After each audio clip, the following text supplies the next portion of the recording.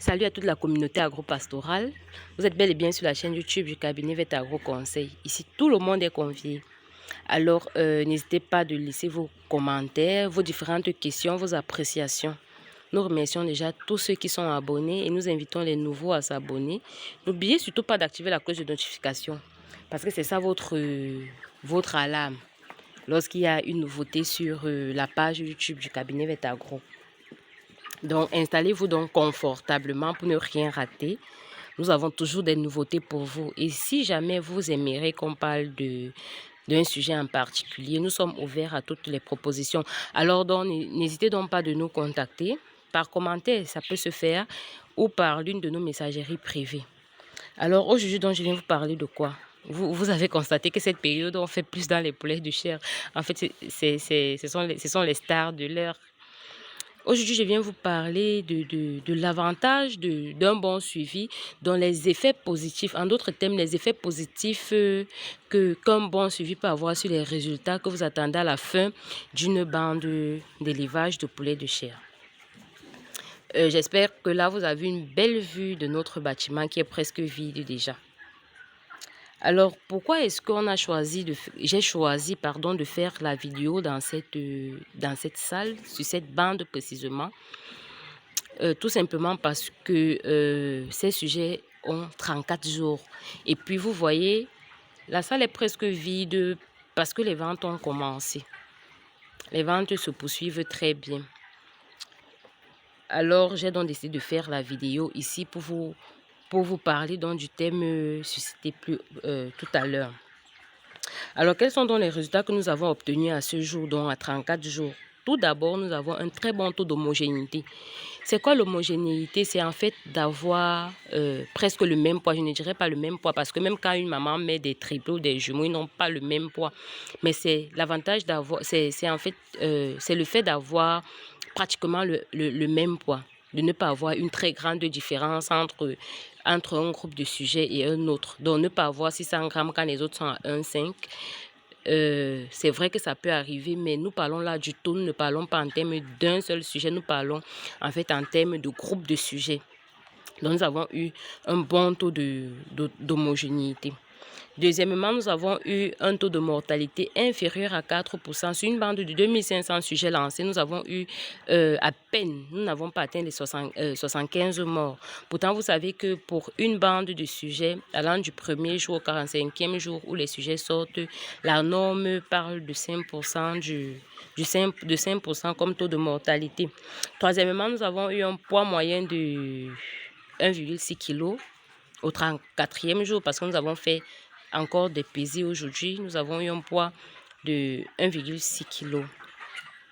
Alors, qu'est-ce qui nous a donc conduit à un tel résultat, à un résultat encourageant qui a mis du sucre au niveau des papilles de notre éleveur? Là, nous entrons donc dans la composition d'un bon suivi. C'est quoi un bon suivi? Quelles sont les actions à mener pour évaluer un suivi et cocher la case de bon, pas de mauvais, pas de moyen? Nous avons donc premièrement la préparation du bâtiment. Qu'est-ce qui entre dans la préparation du bâtiment? Nous avons tout d'abord le nettoyage, donc lavage, tout ce qui est en lavage, désinfection, donc une très bonne désinfection, j'insiste là-dessus. Et sachez que vous ne pouvez pas désinfecter sans laver. Et vous ne pouvez pas désinfecter sans bien laver. Je suis souvent, certaines personnes disent, on a déjà lavé le bâtiment, on a divisé en deux, on a lavé la première partie qui va recevoir les sujets, l'autre partie on a divisé avec une grande bâche noire. Qu'est-ce que vous appelez grande bâche noire? Vous pensez que le microbe est aussi gros que vous? Non, pas du tout. Donc, quand on parle de lavage d'un bâtiment, c'est du point A au point B. Donc, c'est tout le bâtiment qui doit être lavé, à partir du plafond jusqu'au sol, d'une largeur à une autre et d'une longueur à une autre. Ensuite, nous sommes passés à l'évaluation de la qualité et de la quantité des équipements que nous devons donc utiliser pendant la période. Nous pouvons tolérer que, avant l'arrivée des poussins, l'évaluation des équipements s'arrête juste sur les équipements du prédémarrage, dont les plateaux et les abreuvoirs 3 litres. Et puis, pendant la période de poussinière, nous évaluons donc les mangeoires deuxième âge et puis les abreuvoirs finition. À côté de cela, nous avons donc fait la préparation de la poussinière. Donc, nous accompagnons également pour préparer la poussinière. Quelles sont les dimensions d'une bonne poussinière? Comment bien diviser une bonne poussinière, quelles sont les caractéristiques d'une bonne poussinière et tout. Parce que vous savez que si la poussinière ne répond pas à certains critères, par exemple, nous sommes à 50 au mètre carré. Si vous allez au-delà, vous pouvez avoir des problèmes d'étouffement déjà dès les premiers jours. Donc, vous auriez déjà des mortalités enregistrées les premiers jours à cause de l'étouffement, par exemple. Deuxièmement, donc, après la préparation du bâtiment, Vett-Agro s'est donc chargé de fournir des poussins de bonne qualité. Donc, je profite également de cette occasion pour vous dire que vous soyez dans la région du centre ou dans la région du littoral, vous pouvez donc avoir des poussins de bonne qualité chez Vett-Agro. En commentaire de chacune de nos vidéos, en description de chacune de nos vidéos, vous avez donc le lien d'enregistrement des commandes de poussins d'un jour. Ensuite, donc, nous sommes donc chargés également de mettre à la disposition du promoteur un programme alimentaire qui répond non seulement à ses objectifs, il voulait avoir une chair de bonne qualité, pas une chair flasque, et qui répond également aux matières premières disponibles dans sa zone. Donc, nous avons tenu compte de sa zone écologique parce qu'en fait, il ne faudrait pas avoir une formule carrée et puis vous allez demander à quelqu'un d'aller chercher le touteau de coton qu'il n'y en a pas ou aller chercher la farine d'os ou je ne sais quoi. Donc, en fait, on utilise la matière première disponible et à un coût bas. Mais notons également que la qualité est toujours, comment dire, la qualité des matières premières est le premier critère de choix de ces dernières. À côté également, nous avons mis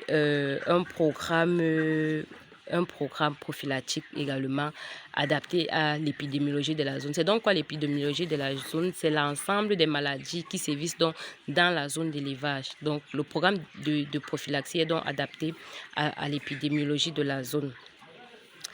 À côté de ça, tous ces paramètres suscités sont donc couronnés par quoi? Par un appui technique. Ce qui lui permet donc de combiner ces différents facteurs et avoir donc un résultat encourageant qui ne lui permettra pas de baisser les bras. Donc pour terminer, donc je dirais que l'agropastorale n'est pas la magie, c'est pas de la sorcellerie. Faites-vous accompagner, un bon suivi, vous aurez donc de bons résultats. Donc un bon suivi technique ne doit plus donc être une contrainte pour vous qui voulez vous lancer dans le secteur ou pour vous qui êtes déjà lancé, qui rencontrez donc des difficultés. Car Vett-Agro met donc à votre disposition ce suivi de qualité-là pour répondre à vos attentes parce que nous tenons également compte de vos objectifs à court, à moyen et à long terme avant de vous conseiller. Ne dit-on pas chez nous que construire l'Afrique passera par l'agro-pastoral? Si c'est ce que nous vous disons, alors nous vous attendons donc pour compléter la fondation de la construction de l'Afrique. Alors, j'espère que vous avez appris et que vous avez apprécié nos sujets, notre salle. Nous vous attendons donc avec vos questions, avec vos projets. Alors, ciao et à la prochaine vidéo.